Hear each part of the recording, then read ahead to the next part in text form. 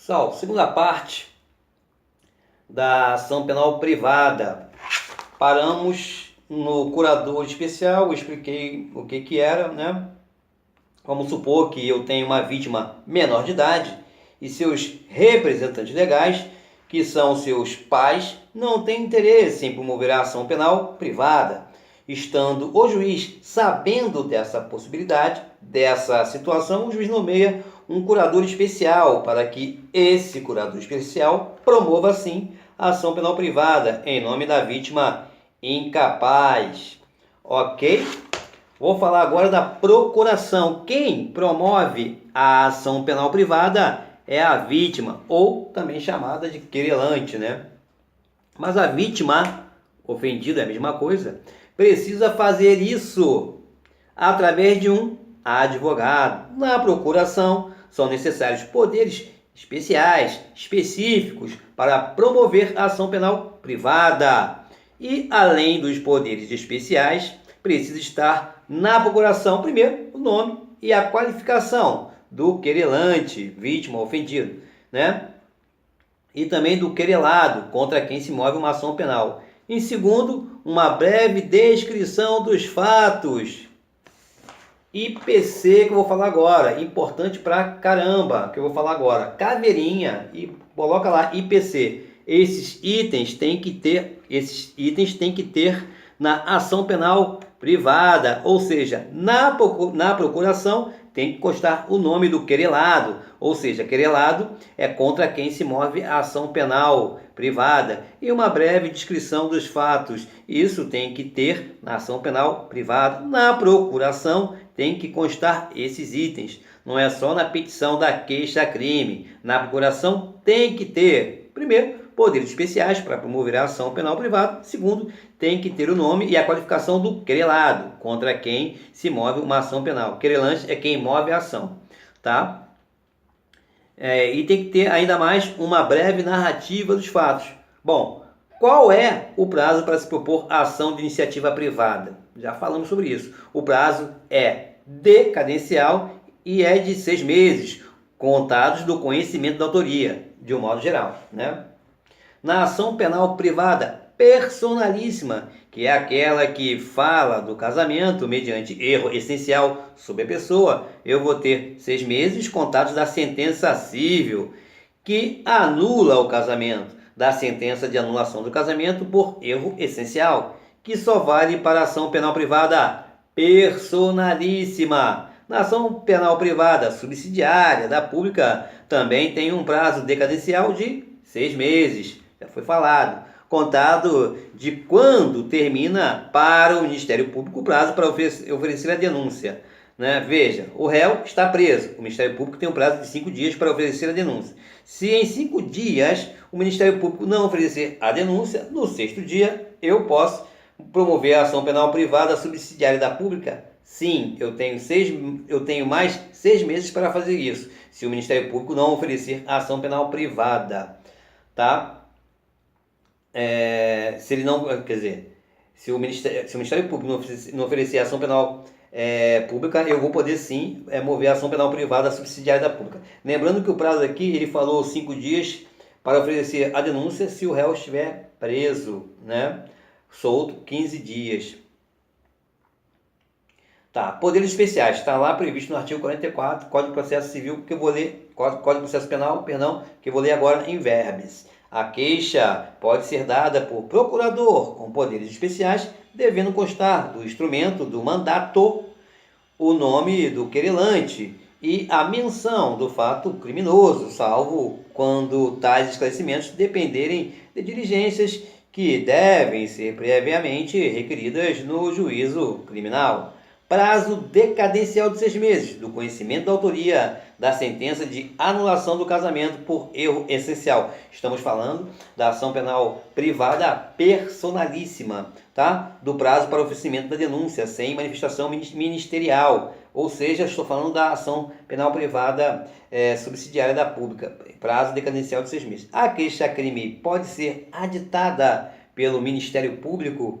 Aquela peça processual que foi feita pelo advogado, ela pode ser aditada pelo MP? O que é ser aditada. Vamos por partes, aí, bem didático, como o Jack Estubador.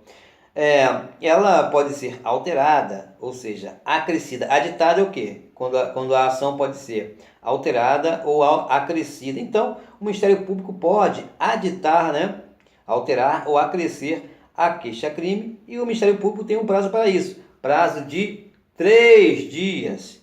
O Ministério Público se manifesta na ação penal privada na condição de custos legis, fiscal da lei. O Ministério Público, já que ele não moveu a ação, quem moveu foi o particular, então ele está de fiscal. O Ministério Público tem que fiscalizar o devido processo legal, inclusive na ação penal privada. Tem que garantir também o devido processo legal. E é por isso que no prazo de 3 dias ele poderá aditar a queixa-crime. Se o Ministério Público não o fizer, o juiz irá entender que não é caso de aditamento.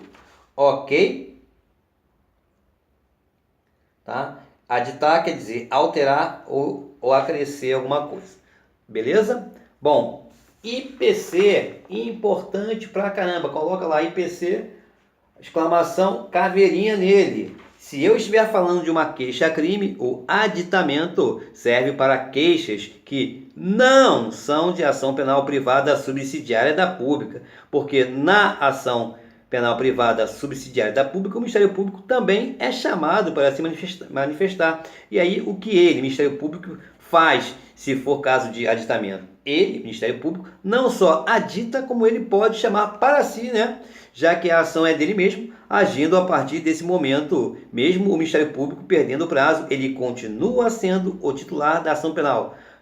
Estamos falando da ação penal privada subsidiária da pública, em que o Ministério Público retoma a ação para ele. Neste caso, então, a ação deixa de ser ação penal privada subsidiária da pública e, após o MP assumir definitivamente, passa a ser ação penal pública e deixa de ser ação penal privada subsidiária da pública. Isso que eu falei é IPC. Quando se estiver falando de ação penal privada subsidiária da pública, quando o Ministério Público for chamado a se manifestar, o Ministério Público pode. Né? Por que a ação penal privada subsidiária da pública? Porque ele perdeu o prazo, ele foi indolente, né? Ele foi negligente, foi silente, ficou em silêncio.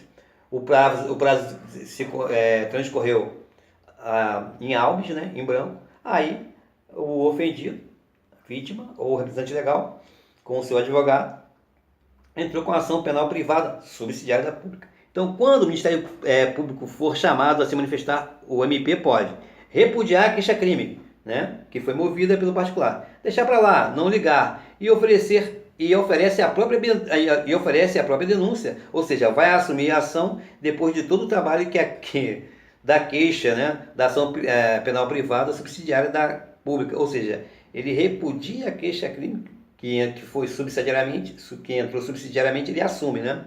Mesmo tendo dormido no ponto, perdeu o prazo, mas ele é o legitimado para oferecer a denúncia. Então ele pode repudiar a queixa-crime ou então achar que a queixa-crime está boa, deixando a mesma seguir. Mas quando ele, Ministério Público, bem entender, pode a qualquer momento retornar o caso para si, ou seja, avocar, chamar para si, durante o curso da ação. O querelante, através do seu advogado, não estiver agindo bem, toma a frente, no caso do Ministério Público, e retoma a ação penal de volta, até porque ele é o legitimado, né, principal. Bom, mesmo que o Ministério Público permita que o querelante continue prosseguindo na ação penal privada subsidiária da pública, o Ministério Público, a qualquer momento, se ele não tomar a iniciativa da ação penal privada subsidiária da pública, ainda assim ele poderá pedir a produção de provas. O Ministério Público não perde o direito à produção de provas na ação penal privada subsidiária da pública. Aditamento pelo Ministério Público, 3 dias. Onde é que eu vejo isso? Onde é que está a minha fundamentação legal? Para esse aditamento do Ministério Público. Artigo 3º, são 3 dias, é o prazo decadencial. Artigo 46, parágrafo 2º do Código de Processo Penal.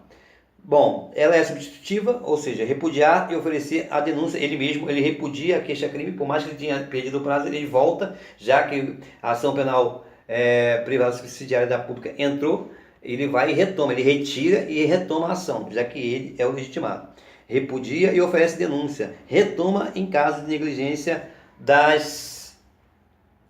negligência da ação penal privada subsidiária da pública. Ele deixa, vou deixar, tá legal, mas começou a ficar meio silente também. O querelante, vítima ofendido, começou a ficar também um pouco inerte. Ele, em caso de negligência, né, perdendo prazo e tal, ele retoma a ação para ele. Tá? Ele pode pedir prova também, mesmo que seja ação penal pública privada, subsidiária pública, retomada, ficado com ela. Ah, pô, o querelante entrou com uma ação bacana aí, ele com advogado, deixa seguir. Mas ele pode, independente da ação penal privada subsidiária da pública, ele pode pedir diligência, pedir provas, enfim, atuar. Artigo 46 do Código de Processo Penal, que eu acabei de falar, e o parágrafo 2º do Código de Processo Penal, que fala sobre os dias, né? Bom, o prazo, melhor dizendo, o prazo. O prazo para oferecimento da denúncia, estando o réu preso, 5 dias. Contado da data em que o órgão do Ministério Público receber os autos do inquérito policial e de 15 dias se o réu estiver solto ou afiançado. No último caso, réu solto ou afiançado, se houver devolução do inquérito à autoridade policial, artigo 16, contar-se-á o prazo da data em que o órgão do Ministério Público receber novamente os autos. Parágrafo 2º, que é o importante. O prazo para aditamento da queixa será de 3 dias, contado da data em que o órgão do Ministério Público receber os autos e se este não se pronunciar dentro do triduo, ou seja, dentro do prazo de 3 dias, entender-se-á que não tem o que aditar, prosseguindo-se nos demais termos do processo. Artigo 46, parágrafo 2º, que trata do aditamento e do prazo de 3 dias. Quando começa a ação penal? No oferecimento da denúncia ou da queixa-crime. Quem oferece, não é receber. Receber é juiz. Quem oferece a denúncia ou a queixa-crime? Quem oferece é o Ministério Público, né? Beleza? Já sabemos disso aí, tá? Eu queria ver aqui algo aqui. Bom, peça inicial acusatória, né? O oferecimento da denúncia através da peça, eu sempre esqueço desse termo, peça inaugural acusatória, tá? Ela se divide em duas, peça inaugural, peça inicial acusatória é a denúncia ou a queixa-crime. Denúncia, se for pública, né? Ministério Público. Se for queixa-crime, se for particular, né? Privada. Bom, o recebimento da denúncia pelo magistrado, existe aquela divisão doutrinária que nós já falamos aí, de quando se dá o recebimento. Quais os tipos de ação penal que existem? Ação penal privada, acabei de falar, e ação penal pública, né? Que são as peças inaugural ou inicial acusatória. Inaugural, inicial, questão de semântica, tá? Quais são as espécies de ação penal pública? Incondicionada e condicionada. Incondicionada, o Ministério Público não depende de ninguém, ele pode entrar com a ação. Condicionada à representação, né, do ofendido, vítima ou seu representante legal, ou condicionada à requisição, que é um mandamento, uma ordem, né, do ministro da Justiça, não Ministério, errado, é Ministro da Justiça, tá? Condicionada à representação ou à requisição. Bom, representação do ofendido ou seu representante legal, requisição do Ministro da Justiça. Essa representação do ofendido, na verdade, é como se fosse um pedido / autorização. Essa requisição do Ministro da Justiça, na verdade, é uma ordem do Ministro da Justiça. Representação e requisição são condições de procedibilidade da ação penal pública condicionada. De novo, representação e requisição são condições de procedibilidade da ação penal pública condicionada. A ação penal privada, existe a ação penal privada normal ou propriamente dita. E existe a ação penal privada personalíssima, única hipótese, casamento mediante erro essencial sobre a pessoa. Ok? Personalíssima, ou seja, não cabe representante legal. A ação penal privada subsidiária da pública. O Ministério Público participa da ação penal privada? Sim, na condição de fiscal da lei, tá? Na ação privada subsidiária da pública. Quem move a ação subsidiária da pública? O Ministério Público foi silente. Teve o prazo de 5 dias, réu preso, 10 dias, 15 dias, réu solto. Não fez nada. A ação penal privada subsidiária da pública. E ele fica agora de fiscal. O Ministério Público pode aditar a queixa-crime? Sim, se for uma ação penal privada subsidiada pública, ele pode, inclusive, rejeitar a queixa-crime e ele, Ministério Público, oferecer uma nova peça inicial acusatória, que é a denúncia dele. Ou ele pode deixar o querelante que continue com a sua ação penal privada subsidiada pública e a qualquer momento pode assumir o polo ativo da ação penal, ou ele pode deixar o querelante continuar com a ação, mas ele não perde o direito de pedir prova, diligência, produzir provas, enfim. De qualquer modo, ele age como custos legis. Custos legis tem o significado de guardião da lei, protetor da lei, fiscal da lei, peça inicial acusatória. Requisitos nas peças inaugurais ou peça inicial acusatória. Por isso que eu falei naquela hora inaugural, porque eu tinha lido em algum lugar. Bom, nós temos duas peças iniciais acusatórias ou peças inaugurais acusatórias. A denúncia e queixa-crime. Pô, mas é repetitivo, mas tem que repetir para ficar na massa do sangue, pô. Já para ficar é lugar comum, para você tem que ser, já mais do que sabido. E a repetição causa isso. Então é o seguinte, o que eu vou falar agora é importante pra caramba, tá? IPC caveira. Tem até uma caveira mesmo aqui, puder mostrar depois. Nunca mais diga que uma pessoa foi a uma delegacia prestar queixa-crime. Por que queixa-crime? Nós não fazemos na delegacia. A queixa-crime se faz em juízo. A queixa-crime é a peça que dá início à ação penal privada. Requisitos que são comuns a essas peças inaugurais. Tanto a denúncia, tanto a queixa-crime. Tanto a denúncia quanto a queixa-crime. Exposição do fato criminoso com suas circunstâncias. O autor do delito se defende do fato. Princípio da consubstanciação. E não do artigo tipificado lá. Tá? No Código Penal. Então, mais importante que a tipificação do crime, que são os artigos elencados ali no Código, na parte geral do Código Penal, na parte especial são os artigos ali, né? Do tipo penal, são os mais importantes que a tipificação do crime, você botar lá, artigo 121, homicídio simples e tal. Mais importante do que a tipificação do crime, do tipo penal, são os fatos. E por que os fatos são tão importantes? Essa descrição dos fatos. Bom, porque pode ser que no curso da ação penal, esse tipo, né, o fato típico é previsto no Código Penal, esse artigo, exemplo, o artigo X do Código Penal, que tipifica o crime do qual foi imputado ao autor do delito, pode mudar do artigo X para o artigo Y, né? Pode haver uma mudança, redução de pena, enfim, ou até mesmo a descriminalização, né? Abolitio crimes, por exemplo. São as hipóteses que chamamos de mutatio libelli, quando o juiz concluir que o fato narrado na inicial não corresponde aos fatos provados na instrução processual. Nesse caso, deve o juiz remeter o processo ao Ministério Público, que deverá aditar a peça inaugural, fazendo a devida correção. Os fatos provados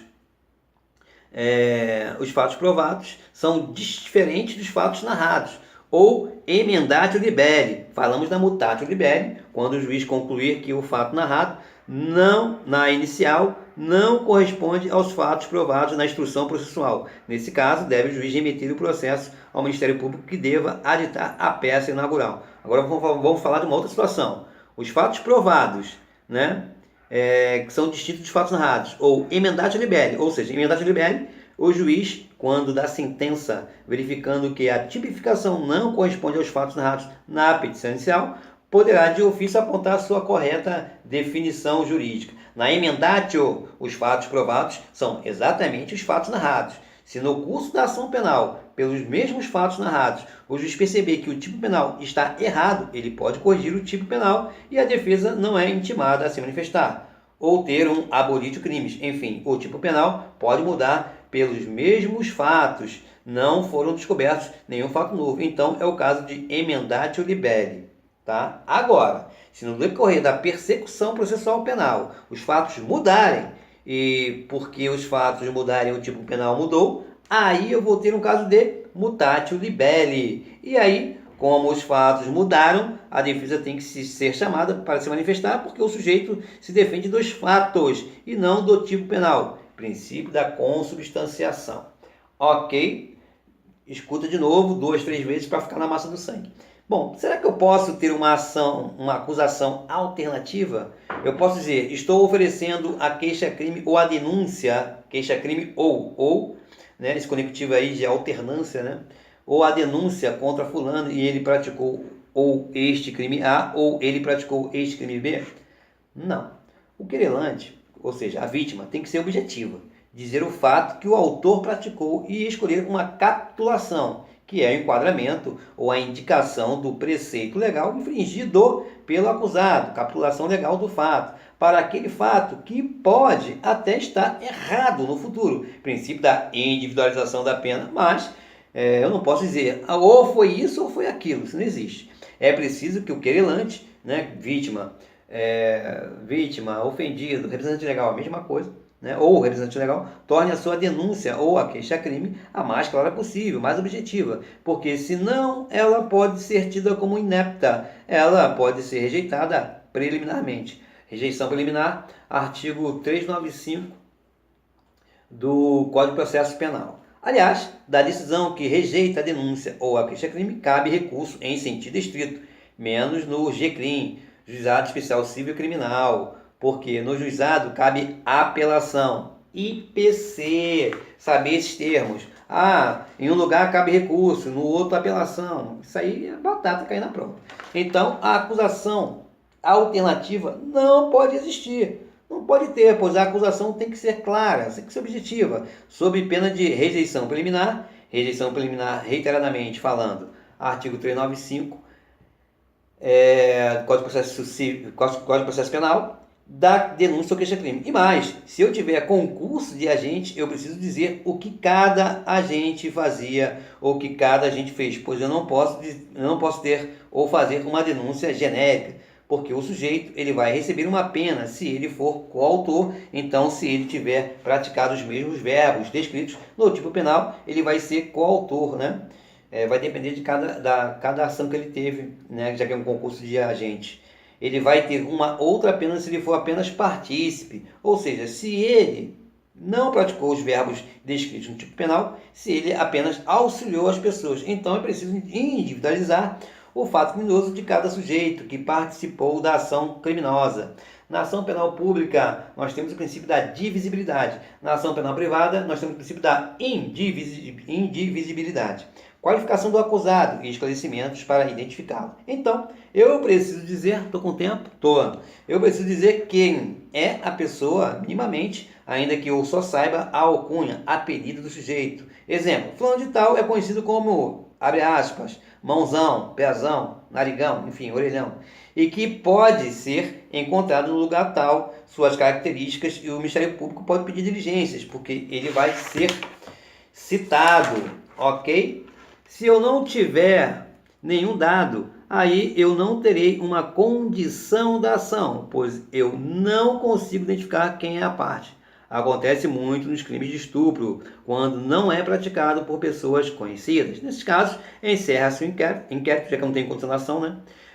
Manda para o promotor e este tenta oferecer a denúncia, né? Nesses casos, encerra-se o inquérito, manda para o promotor e o promotor tenta oferecer a denúncia, mas o juiz indefere, rejeita liminarmente a denúncia porque não tem indício de autoria. Então, falta a justa causa para propor a ação penal intentada, ok? Daqui a pouco eu faço a terceira parte, né, salvo engano, e faço o fechamento da ação penal pública, ok?